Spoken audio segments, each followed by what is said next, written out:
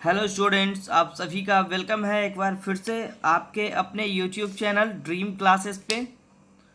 तो चलिए आज की क्लास को सभी बच्चे जल्दी जल्दी से ज्वाइन कर लें, क्योंकि आज का जो हमारा टॉपिक है वो काफ़ी बेहतरीन होने वाला है। जैसा कि आप सभी बच्चे को थंबनेल में दिख रहा होगा, तो इस लाइव टेस्ट को जल्दी से ज्वाइन करेंगे सभी बच्चे। चलिए, बहुत सारे बच्चे हमसे जुड़ रहे हैं और आज की जो क्लास हमारी है वो बायोलॉजी के लेसन 1 यानी चैप्टर 1 के ऑब्जेक्टिव क्वेश्चन की होने वाली है। ठीक है, तो चलिए सभी बच्चे हमसे जुड़ रहे हैं एकदम जल्दी जल्दी से, और आप सभी बच्चे इंतज़ार करिएगा, हमारे सवालों को सबसे पहले समझिएगा और उसके बाद अपने आंसर को आप लोग दीजिएगा। ठीक है, चलिए ज्वाइन कर लीजिए सारे बच्चे जी। बहुत सारे बच्चे, बहुत ही बड़ी संख्या में हमसे बच्चे जुड़ रहे हैं। तो चलिए आज के इस क्लास को हम स्टार्ट करते हैं। और हम लोग देखिए चैप्टर का नाम हमारा है जी जीवों में जनन। ठीक है, और इसका जो आपको टॉपिक दिख रहा होगा ये 12th बायोलॉजी का फर्स्ट लाइव टेस्ट है, पार्ट 1 है।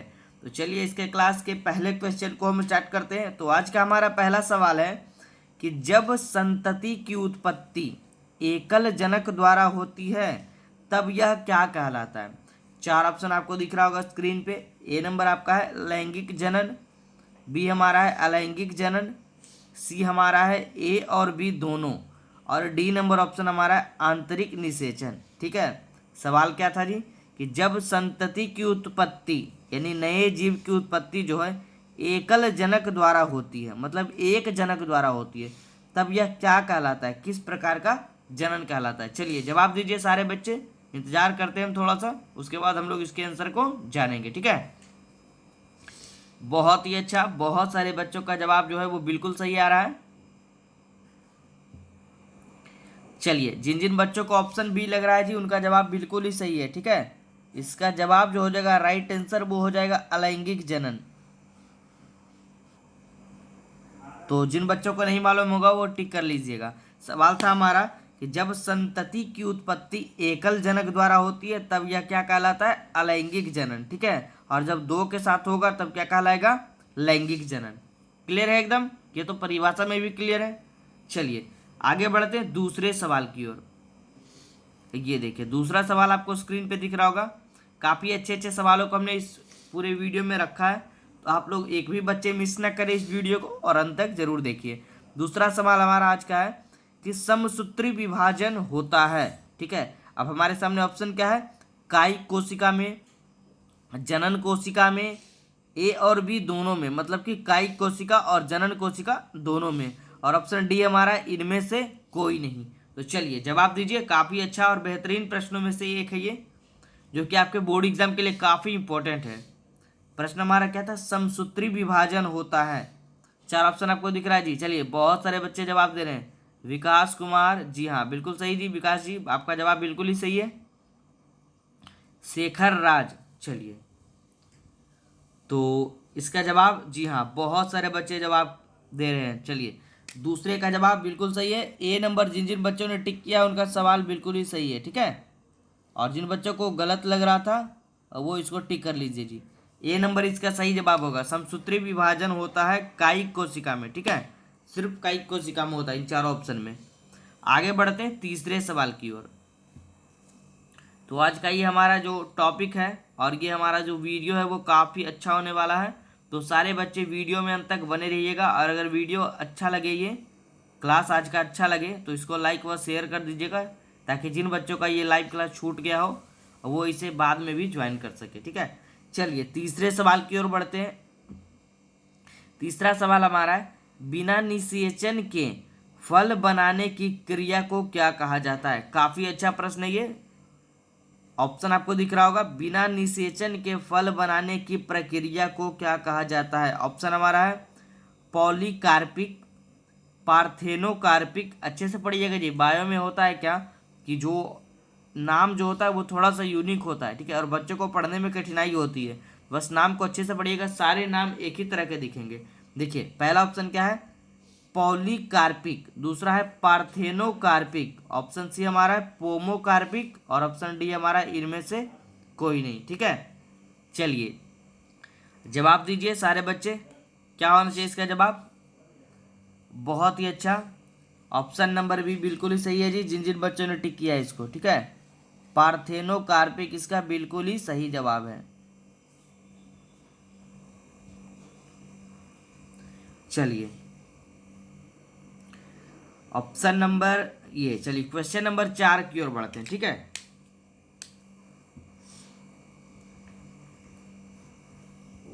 दिख रहा होगा आप सभी बच्चे को चौथा नंबर प्रश्न। तो चलिए ये देखिए हमने वीवीआई करवा दिया है, काफी बेहतरीन प्रश्नों में से एक है ये, बोर्ड एग्जाम के लिए काफी इंपॉर्टेंट है जी, कई बार ये एग्जाम में पूछा है।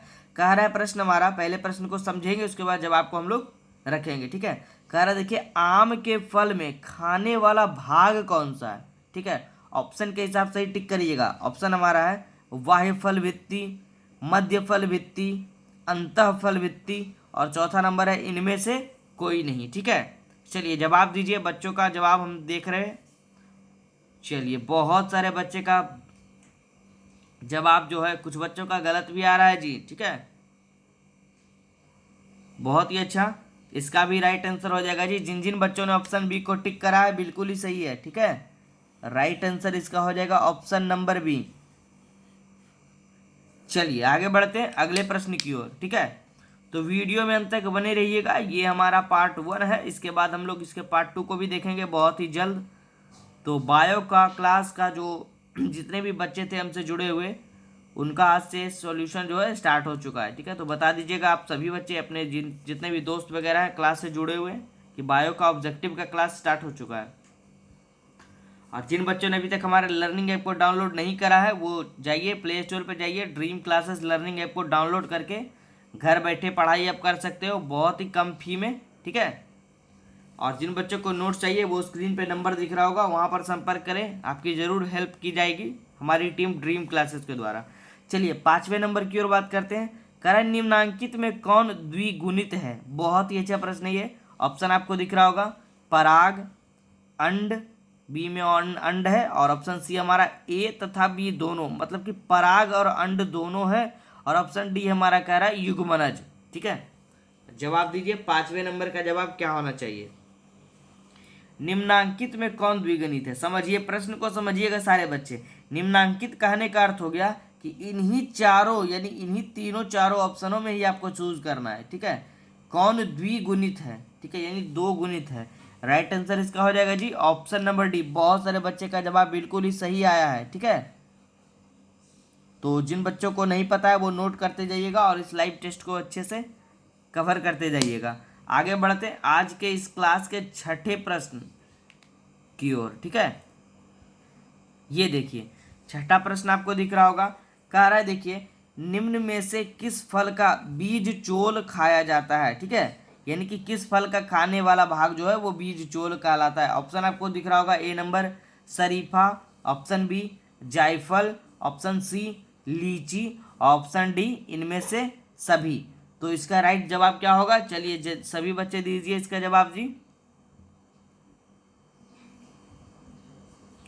बहुत ही अच्छा, इसका जवाब जो है वो एकदम ही राइट। बहुत सारे बच्चों का कंफ्यूजन है इसमें जी, ठीक है। समझिएगा इस प्रश्न को पहले। कारण निम्न में से किस फल का बीज चोल खाया जाता है? बीज चोल का कहने का अर्थ हुआ बीज के ऊपरी भाग को, ठीक है। तो इसका राइट जवाब हो जाएगा इनमें से सभी, ठीक है। बहुत सारे बच्चों को लग रहा होगा सर लीची का तो खाने योग्य भाग, खाने वाला भाग एरिल भी कहलाता है। लीची के खाने योग्य भाग को एरिल भी कहते हैं जी, याद रखिएगा, एग्जाम में पूछ भी सकता है। लेकिन यहाँ पे हो जाएगा निम्न में से किस फल का बीज चोल खाया जाता है, तो इन सभी फल यानी शरीफा, लीची और जायफल तीनों का ही बीज चोल खाया जाता है, ठीक है। चलिए आगे बढ़ते हैं और अगले प्रश्न की ओर बढ़ते हैं, जो कि काफ़ी अच्छा और बेहतरीन प्रश्नों में से एक आपको दिखेगा, ठीक है। चलिए 7वां नंबर प्रश्न जी, ये देखिए दिख रहा होगा सभी बच्चों को, ठीक है। 7वां नंबर हमारा टॉपिक कह रहा है कि भ्रूणपोष में कितने क्रोमोजोम होते हैं। ये देखिए बिहार स्कूल एग्जामिनेशन बोर्ड 2015 में ये पूछा गया प्रश्न है, ठीक है। बिहार के बोर्ड एग्जाम में ये पूछा है जी 2015 में। हमने वीवीआई करवा दिया है क्योंकि प्रीवियस ईयर्स प्रश्न जितने भी होते हैं वो बेहतरीन होते हैं, कभी भी किसी भी बोर्ड एग्जाम में ये पूछ सकते हैं, ठीक है।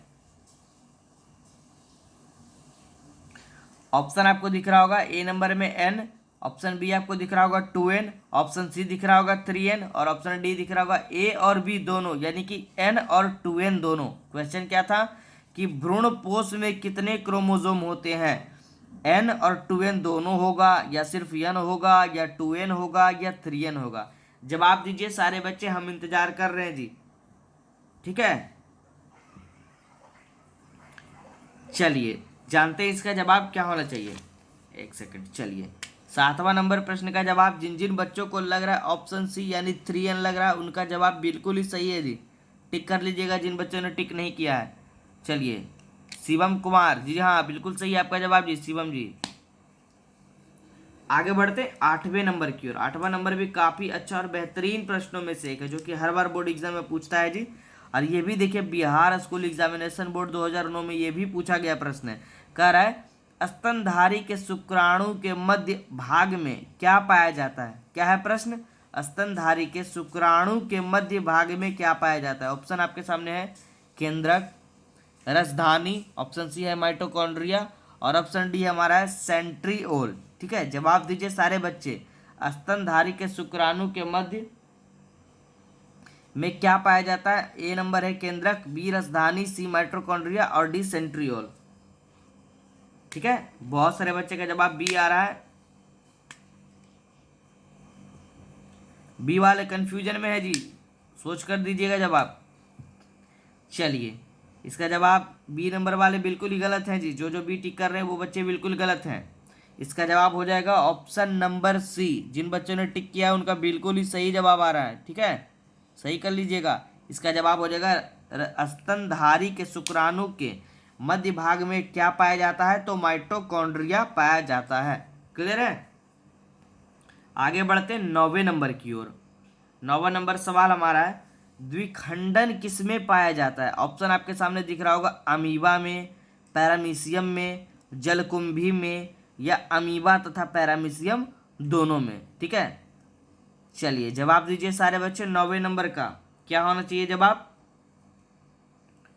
बहुत ही अच्छा, ऑप्शन नंबर डी, जिन जिन बच्चों ने टिक किया है उनका जवाब बिल्कुल ही सही है। थोड़ा सा स्पीडली में अब चलेंगे, लाइव टेस्ट में ज़्यादा टाइम नहीं लेंगे जी। ठीक है, जल्दी जल्दी जवाब देने का प्रयास करेंगे सारे बच्चे। 9वें नंबर का आंसर होगा जी अमीबा तथा पैरामीशियम।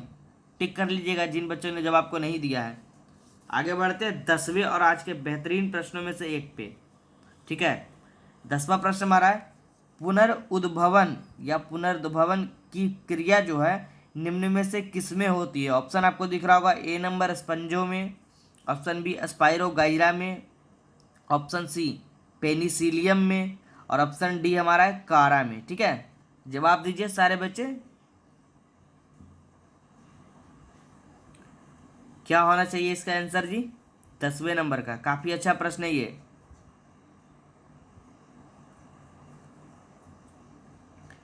चलिए बहुत ही अच्छा, लगभग में सारे बच्चों का जवाब यहाँ पर सही आ रहा है। विकास कुमार, स्मृति जी, जी हाँ बिल्कुल सही, दोनों का जवाब बिल्कुल ही सही है जी। इसका आंसर होगा ऑप्शन नंबर ए। जिन जिन बच्चों ने ऑप्शन ए पे टिक करा है उनका बिल्कुल ही जवाब सही है। आगे बढ़ते आज के 11वें प्रश्न की ओर। ये देखिए आपको दिख रहा होगा स्क्रीन पे 11वां प्रश्न करा, स्तनधारियों में निषेचन कहाँ होता है। अभी हम लोगों ने पढ़ा ऊपर कि स्तनधारी के शुक्राणु के मध्य भाग को माइटोकॉन्ड्रिया कहा जाता है। ये वाला प्रश्न ऊपर वाला, ठीक है, ये देखिए ऊपर वाले में हमने पढ़ा स्तनधारी के शुक्राणु के मध्य भाग में क्या पाया जाता है, माइटोकॉन्ड्रिया। और अभी हमारा प्रश्न है 11वां नंबर कि स्तनधारियों में निषेचन कहाँ होता है। ऑप्शन हमारा ए है अंडाशय में, बी बसीय भाग में, सी गर्भाशय में, डी फैलोपियन नली में। तो क्या होना चाहिए जवाब, सभी बच्चे देंगे इसका जवाब। ठीक है, चलिए इसका जवाब होगा ऑप्शन नंबर डी, फैलोपियन नली में। जिन जिन बच्चों ने इसको टिक किया वो बिल्कुल ही सही है जी। ठीक है, आगे बढ़ें, चलिए 12वें नंबर की ओर। और आज के बेहतरीन प्रश्नों में से एक ये भी है जी, 12वां नंबर कह रहा है, देखिए ये देखिए, चमगादड़ द्वारा परागन क्या कहलाता है। बहुत ही अच्छा प्रश्न है, ऑप्शन को समझिएगा। चमगादड़ द्वारा परागन क्या कहलाता है, जवाब दीजिए डी सारे बच्चे जो बायो को पढ़ रहे हैं अभी तक। ठीक है, ऑप्शन आपके सामने दिख रहा होगा अर्नोथोफिली, एंटोमोफिली, कीरोप्टोरोफिली, ठीक है, और हाइड्रोफिली। क्या होगा जवाब? सभी बच्चे जवाब दीजिए इसका। बहुत ही अच्छा प्रश्न है जी, इसका जवाब बहुत ही अच्छा। बहुत सारे बच्चे का जवाब बिल्कुल सही आ रहा है जी। लगता है कुछ इफेक्ट पड़ा है जी, पढ़कर आ रहे हैं सारे बच्चे। जी हाँ, चलिए इसके जवाब को हम लोग जान लेते हैं। इसका जवाब होगा ऑप्शन नंबर सी, क्रिप्टेरोफिली। ठीक है, जिन जिन बच्चों ने इसको टिक किया है वो बिल्कुल ही सही है जी, राइट है। ये देखिए आपको दिख रहा होगा हमारे चैनल का लोगो, ठीक है, और हमारे ऐप का लोगो ड्रीम क्लासेस। जिन जिन बच्चों ने अभी तक डाउनलोड नहीं किया है, प्ले स्टोर पर जाइए, सर्च करिए ड्रीम क्लासेस, उसको डाउनलोड कर लीजिए और वहाँ से जिन बच्चों को क्लास ज्वाइन करनी है वहाँ पर ज्वाइन कर सकते हैं। ठीक है, बहुत ही कम फी है हमारी टीम का जी। आगे बढ़ते हैं और आज के अगले प्रश्न की ओर हम लोग बात करेंगे। आज का हमारा देखिए अगला प्रश्न जो है वो 13वां प्रश्न, ये आपको स्क्रीन पे दिख रहा होगा। ये देखिए कह रहा है, देखिए कि निम्नांकित में कौन एक सत्य फल है। बहुत बार ये बोर्ड एग्जाम में पूछता है, सत्य फल असत्य फल। चलिए इसको हम वीवीआई करवा देते हैं। जिन जिन बच्चों ने इसको वीवीआई नहीं किए हैं जो कर लीजिए जी, ये काफ़ी बेहतरीन प्रश्न होते हैं इस टाइप के प्रश्न। ऑप्शन आपको दिख रहा होगा, कौन सा सत्य फल है इसमें से? सेब, नाशपाती, काजू और नारियल। तो जवाब दीजिए 13वें नंबर का क्या होगा जवाब। चलिए बहुत सारे बच्चे, लगभग में सभी बच्चे का जवाब सही है क्योंकि ये काफ़ी इजी प्रश्न था। ऑप्शन नंबर डी, नारियल, इसका सही जवाब हो जाएगा जी। ठीक है, सत्य फल में इसमें नारियल आएगा। आगे बढ़ते 14वें नंबर की ओर। 14वां नंबर स्क्रीन पे आपको दिख रहा होगा सभी बच्चे को। कह रहा है प्रश्न, मुकुलन द्वारा जनन किसमें होता है? ठीक है, मुकुलन द्वारा जनन जो है वो इन चारों ऑप्शन में से किसमें होता है? ऑप्शन आपको दिख रहा होगा, पेनिसिलियम में, पैरामीशियम में, ईस्ट में या सभी में। चार ऑप्शन आपको दिख रहा है स्क्रीन पे, टिक करना है आपको। मुकुलन द्वारा प्रजनन या जनन किसमें होता है? पेनिसिलियम में, पैरामीशियम में, ईस्ट में या इनमें सभी। जवाब दीजिए सारे बच्चे। चलिए बहुत सारे बच्चे का जवाब बिल्कुल सही आ रहा है। ऑप्शन नंबर सी, जिन जिन बच्चों ने टिक करा है जी उनका सही है, ईस्ट में होगा इसका जवाब। ठीक है, और ये देखिए आगे हमारा, देखिए अगला प्रश्न जी, इस पर एकदम कन्फ्यूजन दूर हो जाएगा आप सभी बच्चे का। पीछे भी हमने इस पर डिस्कशन किया था, प्रश्न आखिरकार आ ही गया ये वाला। चलिए 15वां प्रश्न पे गौर करिएगा जी, काफ़ी अच्छा प्रश्न है। लीची का खाया जाने वाला भाग क्या कहलाता है? अभी हमने इस पर चर्चा किया था। सबसे पहले इसके ऑप्शन को हम देखेंगे। लीची का खाने वाला भाग, टेगमेन, भ्रूणपोष, अध्यावरण और बीजचोल। याद करिए पीछे अभी हम लोगों ने एक प्रश्न को पढ़ा था, अगर उस प्रश्न को हम बता देंगे अभी तो आप सभी बच्चे इसका जवाब सही दे दीजिएगा। ठीक है, ऐसे तो लगभग में दे ही दिए होंगे। चलिए आ ही रहा है सभी बच्चे का सही जवाब। हमने पढ़ा था, याद करिए अभी कुछ देर पहले, कि इनमें से किस फल का बीज चोर खाया जाता है। उसमें लीची भी आया था जी। ठीक है, अब इसका जवाब क्या होगा? लीची का खाए जाने वाला भाग क्या होगा? तो यहाँ पर राइट आंसर क्या टिक करेंगे सभी बच्चे? ऑप्शन नंबर डी, बीज चोर। या फिर इस पर हमने एक चर्चा किया था कि इसका एक राइट आंसर होता है कि लीची का खाने योग्य भाग जो होता है वो एरिल भी कहलाता है। तो कभी कहीं कहीं वो भी दिया रहेगा, तो उसको भी याद रखिएगा सभी बच्चे। ठीक है, एरिल भी दिया रहेगा जी। आगे बढ़ते 16वें नंबर की ओर। ठीक है, मुझे उम्मीद है कि सारे बच्चे को ये क्लास काफ़ी अच्छा लग रहा होगा। तो नीचे कमेंट बॉक्स खाली पड़ा रहेगा, उसमें ज़रूर कमेंट कर दीजिएगा इस क्लास के बाद। ठीक है, कि उनको ये क्लास जो है वो कैसा लगा। और इसी टाइप के अगले क्लास के लिए वो रेडी रहेंगे। 16वें नंबर की ओर बढ़ते हैं। 16वां कह रहा है, बिना निषेचन के फल निर्माण को क्या कहते हैं? ऑप्शन आपको दिख रहा होगा, अपयुग्मन, असंग जनन, अनिषेक जनन या इनमें से सभी। चार ऑप्शन दिख रहा है, जवाब दीजिए सारे बच्चे। बिना निषेचन के फल निर्माण को क्या कहते हैं? ठीक है, जवाब दीजिए सारे बच्चे जी, बिना निषेचन के फल निर्माण को क्या कहते हैं? चलिए इसका जवाब हो जाएगा, बहुत ही अच्छा, बहुत ज़्यादा बच्चों का सही जवाब आ रहा है जी। लगभग में सारे बच्चे इसका सही जवाब दे रहे हैं। ऑप्शन सी नंबर बहुत ही ज़्यादा बच्चे टिक कर रहे हैं जी। चलिए इसका राइट आंसर यही होगा, जिन जिन बच्चों ने टिक करा है बिल्कुल ही सही है।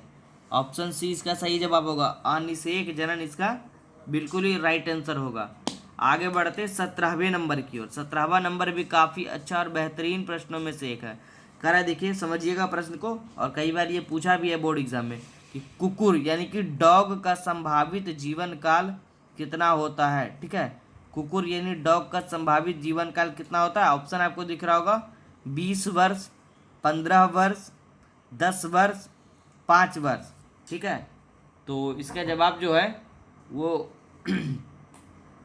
क्या होगा? चलिए जवाब दीजिए 17वें नंबर का। इसका राइट आंसर हो जाएगा ऑप्शन नंबर ए। जिन जिन बच्चों ने टिक करा है उनका बिल्कुल ही सही है। ठीक है, और आज के लास्ट सवाल की ओर हम लोग बात कर लेते हैं। आज का हमारा लास्ट प्रश्न जो है वो 18वां नंबर है। तो इस टॉपिक में हम लोग लगभग में 18 प्रश्नों को पढ़े हैं। ठीक है, लगभग क्या आप कह सकते हैं एक्यूरेट 18 प्रश्नों को हम लोगों ने इस वीडियो में, इस क्लास में पढ़ा है। ठीक है, तो चलिए जवाब दीजिए सारे बच्चे 18वें और इस टॉपिक के लास्ट प्रश्न का। कह रहा है पुदीन यानी कि ब्रैकेट में मिंट इसे कहा जाता है अंग्रेजी में। पुदीन जो है वो कायिक प्रवर्धन करता है। ऑप्शन आपके सामने दिख रहा होगा, अंतर भूस्तरीय, ऑप्शन बी दिख रहा होगा ऊपरी भूस्तरीय, ऑप्शन सी दिख रहा होगा भूस्तरीय, और ऑप्शन डी आपका है प्रकंद। जवाब दीजिए, आज का ये अंतिम प्रश्न है। ठीक है, देखते हैं कितने बच्चों का जवाब जो है वो सही आता है। चलिए, बहुत ही ज़्यादा बच्चों का ये जवाब इसका बिल्कुल ही सही आ रहा है। इसका जवाब जो होगा वो ऑप्शन नंबर ए होगा। ठीक है, तो जिन बच्चों का गलत जा रहा था वो इसको टिक कर लीजिए जी। और आज के इस क्लास में हम लोग यहीं तक डिस्कशन करेंगे। अगले क्लास के लिए आप लोग रेडी रहिए। और जिन बच्चों ने अभी तक हमारे लर्निंग ऐप को डाउनलोड नहीं किए हैं वो ज़रूर कर लीजिएगा। तो चलिए, इसी तरह के वीडियोस पाने के लिए आप हमें यूट्यूब पर भी फॉलो कर सकते हैं, हमारे चैनल ड्रीम क्लासेस को सब्सक्राइब करके। तो चलिए रहने देते हैं आज की क्लास को, अगले क्लास में मिलेंगे। चलिए, थैंक यू।